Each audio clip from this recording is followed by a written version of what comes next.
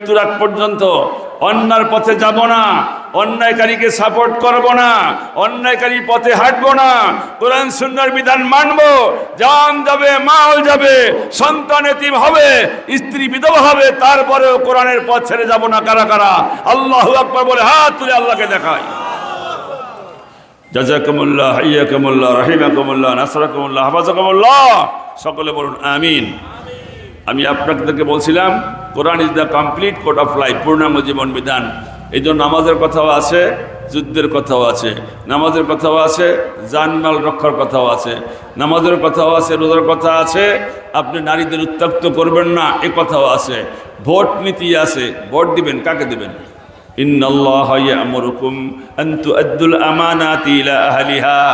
তোমাদের কাছে সমর্থনের যে পাওয়ারটা আমি দিছি, কাউকে সমর্থন করার, এটা যথাযথ পাত্রে দাও। চোর বাটপার গুন্ডা এদেরকে দিও না।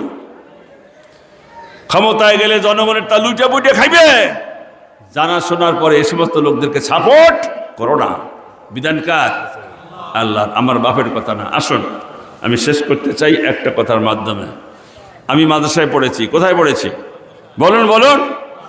আপনার যদি একটা ছোট্ট ছেলে এরকম তৈরি হয়, আমাদের কারি সাহেব হুজুর, তার একটা ছেলে আমার নামে নাম, বক্তা হয়েছে, আলেম হবে, বক্তা হবে, আপনাদের ভালো লাগে না খারাপ লাগে?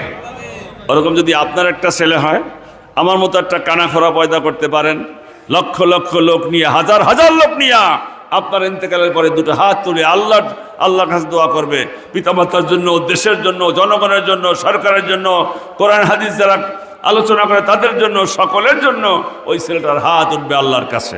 সুবহানাল্লাহ বলেন।